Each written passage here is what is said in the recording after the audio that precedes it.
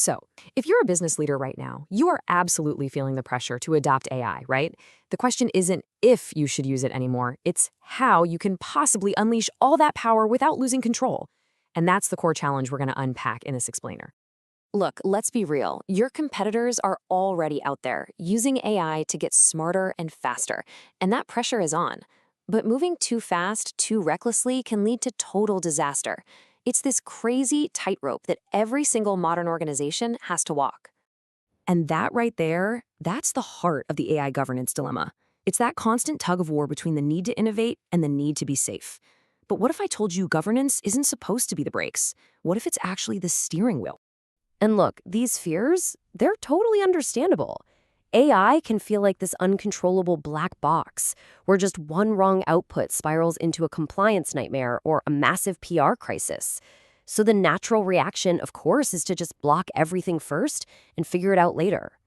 But that creates a whole new world of problems.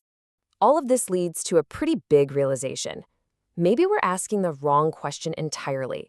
The debate isn't really about if we should govern AI. The real question is how we should govern it. Because trust me, the method you choose, that's what's going to decide if you lead the pack or just get left in the dust. Okay, so let's dig into that default approach most companies take, what we're going to call approval-based governance. It sounds safe, right? But, and this is a big but, it's actually dangerously counterproductive. This whole approval-first approach has some really dangerous unintended consequences. When every little experiment requires layers and layers of approval, innovation just dies on the vine. And even worse, your best, most motivated employees start using unapproved shadow AI tools just to get their jobs done. That leaves you with zero visibility, zero control, and your organization never actually learns how to use AI effectively.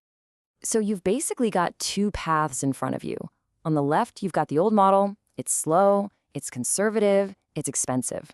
On the right, you have a new model that allows for fast experimentation and rapid learning, all inside a safe framework. I mean, the choice seems pretty obvious, doesn't it? All right, so let's talk about that better path. It's a total mindset shift, and we call it the guardrail approach. I want you to think about a highway for a second. Guardrails aren't there to make you drive slow, right? They exist so you can drive fast without, flying off a cliff. That is the whole philosophy here. The goal of AI governance isn't to slam on the brakes, it's to build the guardrails that give everyone the confidence to accelerate. So what is guardrail governance? It's really all about enabling speed by defining the safe playing field before you even start. It flips the conversation from, no, you can't do that, to, yes, you can, as long as you stay within these lines. Okay, so how do you actually build these guardrails? It's not as complicated as it sounds. It really boils down to 3 concrete steps. First up, you define what data is okay to use. Is it public info or is it sensitive customer data? That's your first line. Second, you greenlight specific low-risk scenarios. And third, you draw clear red lines, the absolute no-go zones. This gives employees the power to act, to innovate, without having to ask for permission every single time. Now, you gotta understand, putting this into practice isn't just about new software or a new policy. It requires a massive cultural shift, especially for your security and compliance teams. Forever, these teams have kind of been seen as the gatekeepers, right? Their main job was to be the brakes, to say no, all to protect the company. But in this new model, their whole role gets a massive upgrade. They become strategic enablers. They're the architects who design the safe highways. They don't stop the traffic. They make it flow faster and safer. They become the accelerators. And this brings us to maybe the most crucial mindset shift of all. The key question stops being, hey, did you get this approved? And it becomes, hey, if something goes sideways, is this action traceable? Can we see who did what, when, and with what tool? Traceability, you see, becomes the new foundation of trust. Okay, so that's the theory. What does this actually look like in the real world?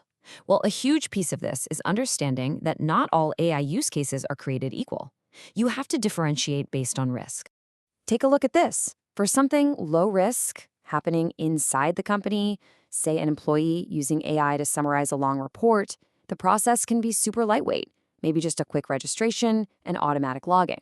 But for something high risk, something customer facing that makes real decisions about people, oh yeah, you absolutely need a strict, formal review with deep involvement from your compliance folks. One size does not fit all.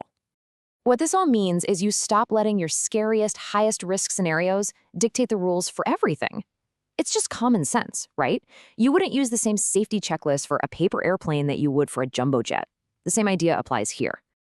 All right, so as we wrap this up, I want to come back to the idea of risk. We've spent a lot of time talking about managing the risks of AI, but we need to flip that around and talk about the real risk of doing nothing. This quote from our source material just hits the nail on the head. The point isn't to block AI, it's to build a system that lets your entire organization use it with confidence, so it becomes a core capability that you can scale.